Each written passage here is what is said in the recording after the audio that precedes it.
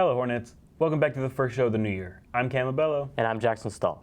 This week we cover a game of the week on boys basketball and a senior spotlight on Diego Valdes. All this and more on this episode of Hornet Nation.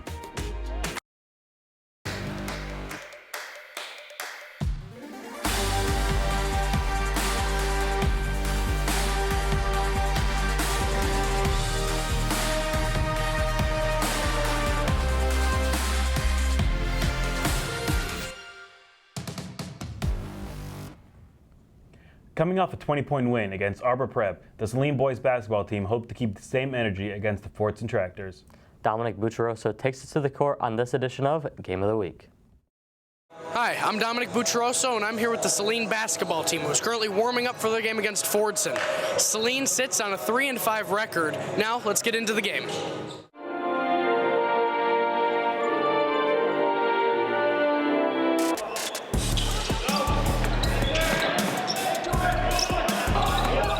Fortson came out strong, leading the Hornets 5-0 at the start of the game. But the Hornets came back with a ferocity, ending the first quarter 10-5.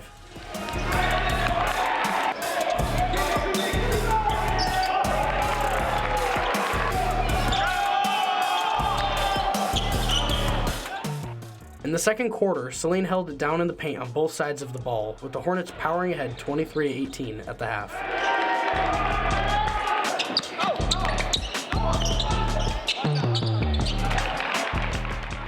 The third quarter began with an intense back and forth, with both teams sinking threes, cutting it close. Saline led 35-32 in the end.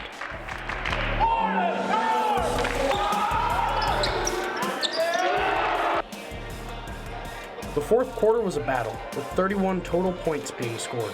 The Tractors fought well, but some late-game free throws from Chris Cartuna led to Saline's victory, 50-48. After leading the team in points, I stepped onto the court with Chris Cartuna to get his insight on the game. You held it down defensively in the paint this game with multiple blocks. How did that momentum contribute to the team's success? No, just defense is everything.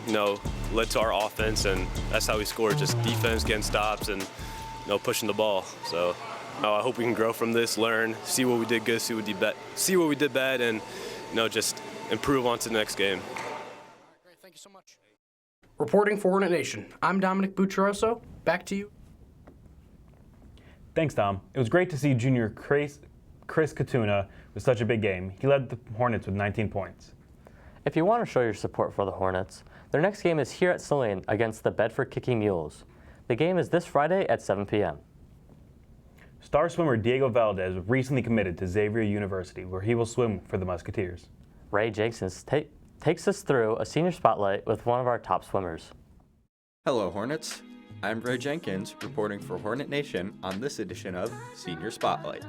There are a lot of swimmers on our varsity boys team, and I decided to sit down with Xavier University commit Diego Valdes to get an insight into his time and career as a swimmer. Really enjoy swimming. I think my favorite part is probably just the team. I feel like I've been doing it for so long that the water's almost like a part of me. It feels like it'd feel weird to not be in the water every day. But yeah, it's definitely just something that I consider just a part of me at this point. I started swimming when I lived in Mexico, and that was when I was around 4 or 5 years old. That wasn't competitive, but when I moved to the States and I joined the swim team, local swim team, that's when I started to ramp up a bit. I guess I was just naturally good, and that's why I kept doing it. No one in my family swims, it's just me, so it's definitely something that just came out of my love for the sport and my talent, I guess, as well. Diego is one of Saline's most talented swimmers, competing in multiple events at every single meet and consistently improving every year.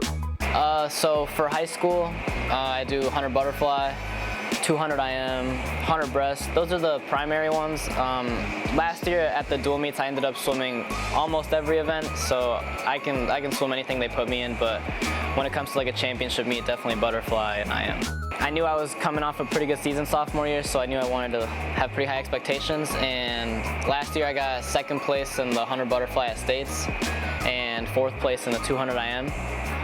My times were really good, and I was really proud of my placement. I was first going into finals for the 100 butterfly, so it was definitely a little disappointing to look up at the board and not have gotten first place. Same with the IM, I was ranked second, but I had PBs. I had a lot of fun with my teammates at all the meets, especially at States, and I would say I'm proud of how I did, so looking forward to this season. Diego also has a lot of goals and aspirations for his final year swimming with Celine. Same as every year to win States.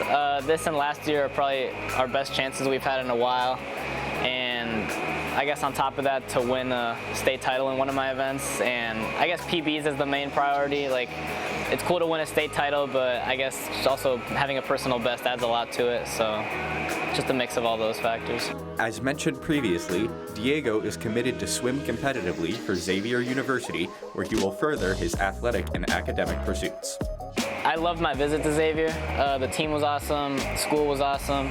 There's a couple swimmers there that actually swam at Celine, so I knew them beforehand, and it definitely made the visit there a lot more fun, and also hopefully the transition a lot smoother. But yeah, it's exciting to know that after how long I've swam, I'm swimming like at a D1 college, right? So that's definitely exciting. I didn't think I'd end up in Ohio, but here we are. But yeah, I love the school, love the team, and I'm really excited for next year. In his 4 years on the team, Diego has made a substantial impact, and we hope all of you go out to cheer him on this year and beyond. Shout out everyone on my team. I love you guys. I'm Ray Jenkins, reporting for Hornet Nation. Back to you in the studio. Thanks, Ray.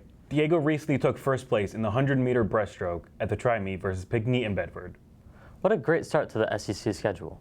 Let's hope the boys can continue this success all the way to the state championship in mid-March. Next up, we reintroduce you to Celine's official podcast, Talk of the Town. This week, Nick Roman sits down with senior Hunter Easton, who tells us about how he hosted high school game day, his commitment to play baseball at Hope College, and his other community involvements. To find our season premiere of Talk of the Town, just go to Celine Video YouTube account at youtube.com/CelineVideo. That's all for this show. Tune in next time for a hockey game of the week, an overview on the ski team, and some sports superstitions.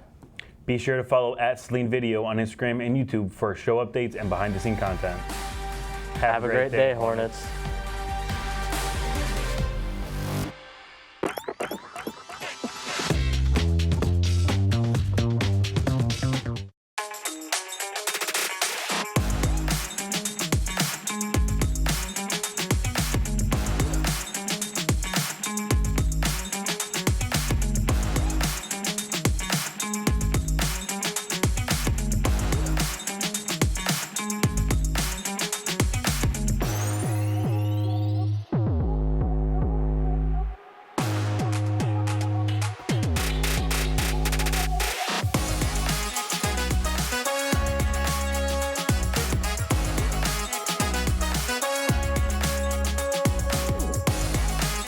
Barbecue chicken.